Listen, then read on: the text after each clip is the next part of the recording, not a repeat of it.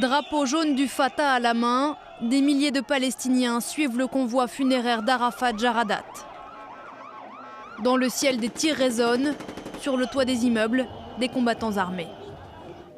Arafat Jaradat, 30 ans, a perdu la vie 2 jours plus tôt dans une prison israélienne. Arrêté pour avoir jeté des pierres contre des soldats, il est mort avant d'être jugé. La direction de la prison évoque un malaise cardiaque. Les autorités palestiniennes n'y croient pas. Il y a des marques très nettes à l'autopsie. Des marques qui nous permettent d'affirmer qu'Arafat Jaradat a été violemment torturé, ce qui a causé sa mort. Des accusations officielles qui ont accru les tensions déjà très vives en Cisjordanie. Avant même l'annonce de la mort de Jaradat, les incidents entre jeunes Palestiniens et soldats israéliens s'étaient multipliés, comme ici à Hébron. L'une des causes de ce regain de violence, la question des conditions de vie des détenus palestiniens en Israël. Ils sont 4700 aujourd'hui dans les prisons de l'État hébreu. 4 d'entre eux sont en grève de la faim depuis plusieurs mois. Leur sort a suscité ces dernières semaines des dizaines de manifestations de solidarité. La tension dans les territoires occupés ne fait qu'augmenter malheureusement à cause précisément de l'occupation.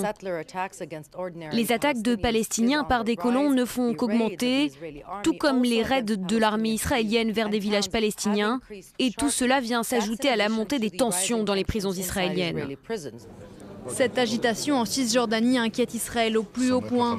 Benyamin Netanyahou a appelé l'autorité palestinienne à calmer les esprits. Israël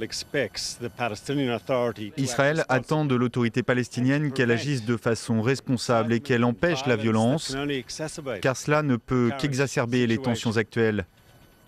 La violence n'est pas une solution. Une demande balayée d'un revers de main par Mahmoud Abbas, qui accuse l'État hébreu d'être responsable de la situation. Les manifestations sont des réponses aux attaques.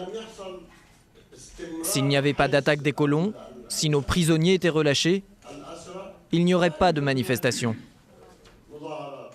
Mahmoud Abbas dit vouloir à tout prix éviter le chaos dans les territoires palestiniens.